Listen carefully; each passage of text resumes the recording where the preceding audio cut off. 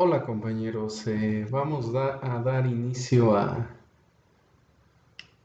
el tema o a los temas, mejor dicho, correspondientes a la unidad 7 de la materia de Derecho Constitucional, la unidad 7 titulada El Ejecutivo Federal.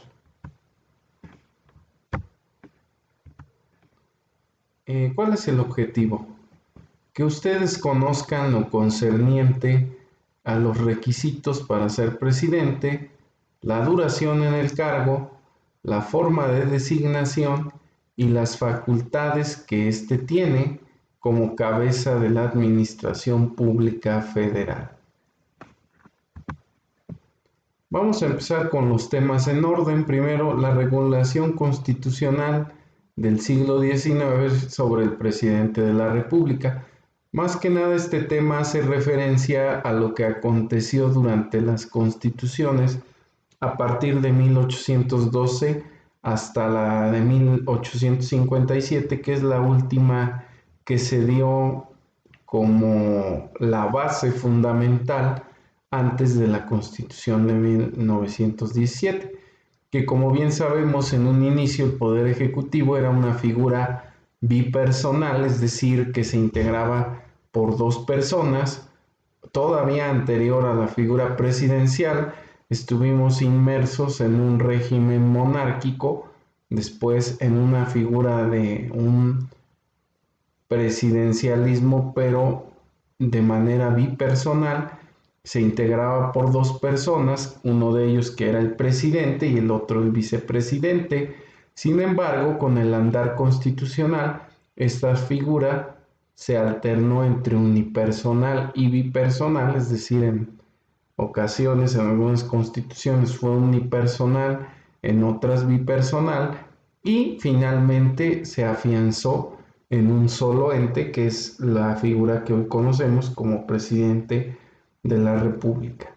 Hay otros países, por ejemplo, muy cercanos, el caso de Estados Unidos, que todavía conservan la figura de presidente y vicepresidente, sin embargo, tienen otro tipo de características para adoptar este tipo de figura bipersonal. El Ejecutivo unipersonal en la Constitución de 1917. Como lo mencionamos anteriormente, fue en la Constitución de 1917 en donde se afianza el concepto de Ejecutivo unipersonal, lo que permite que al recaer en una sola persona el poder ejecutivo, esta persona o este ente tenga un mayor control de lo que es la administración pública. Más adelante vamos a ver que la administración pública está encabezada, en este caso en nuestro país, por el presidente de la República. El Ejecutivo unipersonal tiene fundamento en el artículo 80 de nuestra Constitución Política Federal, que a la letra nos dice: se deposita el ejercicio del poder supremo, o mejor dicho, del supremo poder ejecutivo de la Unión, en un solo individuo que se denominará presidente de los Estados Unidos mexicanos. Ahí nos pone de manifiesto que se deposita en un solo individuo. Los requisitos para ser presidente, estos los podemos encontrar de manera muy concreta y muy fácilmente en lo que es el artículo 82 de nuestra Constitución Política Federal, que manifiesta que entre sus requisitos el ser ciudadano por nacimiento mexicano en pleno goce de sus derechos, hijo de padre o madre mexicanos y haber residido en el país al menos durante 20 años, tener 35 años cumplidos al tiempo de la elección, haber residido en el país durante todo el año anterior al de la elección, no pertenecer al estado eclesiástico ni ser ministro de algún culto, no estar en servicio activo en caso de pertenecer al ejército, 6 meses antes del día de la elección, no ser secretario o subsecretario de Estado, fiscal general de la República, gobernador de algún estado, jefe de gobierno del anteriormente Distrito Federal, en la actualidad Ciudad de México, a menos de que se separe de su puesto 6 meses antes al día de la elección y no estar comprendido en alguna de las causas de incapacidad que podemos encontrar en el artículo 83. La duración en el cargo y la forma de designación, pues aquí nos manifiesta que va a estar 6 años en el cargo, el presidente electo va a entrar en su cargo el 1 de octubre y dura 6 años y no se puede volver a desempeñar ese cargo por ningún motivo. Aunque haya entrado de manera interina o sustituta, no puede desempeñar de nuevo ese cargo. Cabe señalar que será electo por el voto popular de la mayoría relativa en las elecciones federales que se realizan en el país cada 6 años. Los procedimientos constitucionales en caso de faltas absolutas y temporales los podemos encontrar en los artículos del 84 al 88 de la Carta Magna. Aquí no me quise ahondar mucho en estos artículos ni copiarlos como tal, están en la Constitución, porque es mejor que ustedes de manera directa los lean. Están muy claros y muy concretos los supuestos de las faltas absolutas y temporales que puede tener el presidente.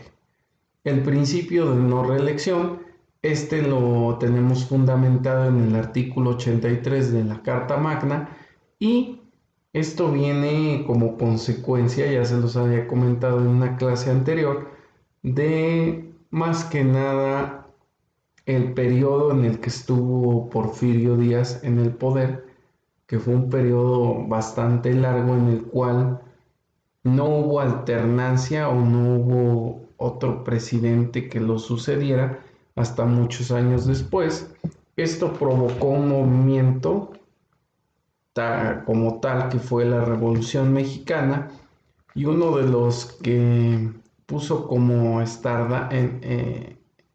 estandarte esta frase de sufragio efectivo no reelección fue Francisco I. Madero, que era uno de los principales opositores de Porfirio Díaz. El presidente como titular de la Administración Pública Federal. Bueno, aquí vamos a ver que la Administración Pública Federal la vamos a encontrar que hasta la parte más alta se encuentra en la jerarquía el presidente de los Estados Unidos mexicanos. Después las secretarías de Estado, que si consultan la página actualizada de Gobierno Federal, se van a encontrar que en la actualidad tenemos 20 secretarías de Estado. Estas cuentan con sus respectivas subsecretarías, con una Consejería Jurídica del Poder Ejecutivo y órganos reguladores coordinados. Vamos a hablar ahora un poco de la administración pública centralizada y paraestatal, que tiene fundamento en el artículo 90 de nuestra Constitución, y la cual establece lo siguiente. La administración pública federal será centralizada y paraestatal conforme a la ley orgánica que expida el Congreso, que distribuirá los negocios del orden administrativo de la Federación, que estarán a cargo de las secretarías de Estado, y definirá las bases generales de creación de las entidades paraestatales y la intervención del Ejecutivo Federal en su operación. La administración pública centralizada está integrada primero que nada por el presidente de la República, hasta la parte más alta es el titular de la administración pública en general. Después está auxiliado por las secretarías de Estado, por los departamentos administrativos y la Secretaría Jurídica, o la Consejería Jurídica, mejor dicho. ¿Cómo funciona esta administración pública centralizada? Pues más que nada las secretarías de Estado son quienes hacen todo el trabajo en sí, y se encargan de manera específica de una área puntual, que es de interés para la sociedad, como puede ser economía, finanzas, educación, salud, seguridad pública.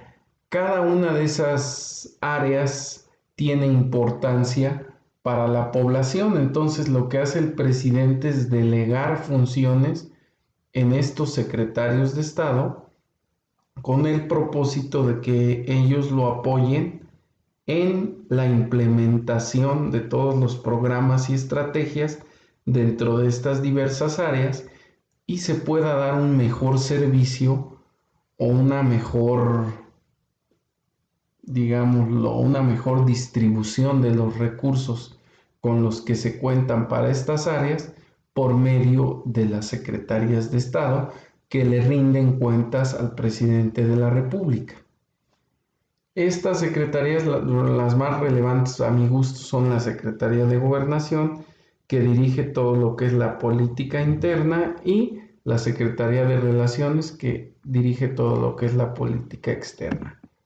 Ahora bien, la administración pública paraestatal se integra por organismos descentralizados, como son las empresas de participación estatal, instituciones nacionales y de crédito, organizaciones auxiliares nacionales de crédito, instituciones nacionales de seguros y fianzas y instituciones nacionales de crédito.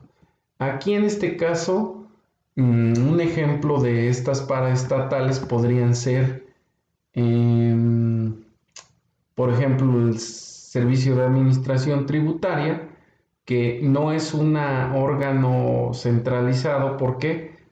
Porque no es una Secretaría de Estado, pero pertenece o le rinde cuentas a una Secretaría de Estado, como lo es la Secretaría de Finanzas, digámoslo en este caso, o podría ser la Secretaría de Economía. Entonces, forma parte de una secretaría, pero no directamente como órgano centralizado, sino como un órgano paraestatal que auxilia en sus funciones a las secretarías de Estado y que también sirve de enlace con las entidades federativas.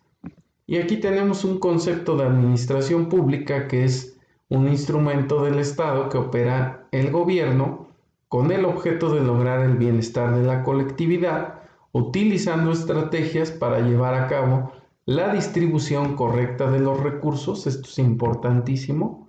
La utilización de este aparato, de todo este aparato, tanto de órganos centralizados como descentralizados, la implementación de estrategias entre ellos para llevar a cabo la distribución correcta de los recursos con los que cuenta el Estado y al mismo tiempo propiciar el correcto ejercicio de la autoridad en el ámbito político, es decir, que estos recursos se distribuyan de la manera correcta entre toda la población, que se le dé alcance a toda la población en todas las áreas como salud, educación, seguridad, principalmente las más importantes. Todas son importantes, pero algunas un poco más, y que estos recursos lleguen realmente a donde tienen que llegar y a quienes más lo necesitan para cubrir por lo menos sus necesidades básicas. Las facultades metaconstitucionales del presidente son facultades ejercidas por el presidente, pero que no tienen sustento legal en la Constitución ni en las leyes y que se desprenden de la misma y que atienden al poder político con el que cuenta la figura presidencial. Este es el caso, por ejemplo, de que eligen a lo mejor quién será el próximo presidente, sobre todo cuando imperó la época del PRI. Pues el presidente decidía muchas cosas, como quién iba a ser el candidato, quién iba a ser el próximo presidente, quiénes iban a ser los secretarios, quiénes iban a ser los gobernadores de ciertas entidades y estas situaciones. Y por último, las facultades del presidente de la República, que están en el artículo 89 y que les pido que las chequen de manera puntual. Ya las habíamos tomado en cuenta en clases anteriores. Y llegamos al fin de la presentación. Espero que les sea de utilidad. y les agradezco su tiempo.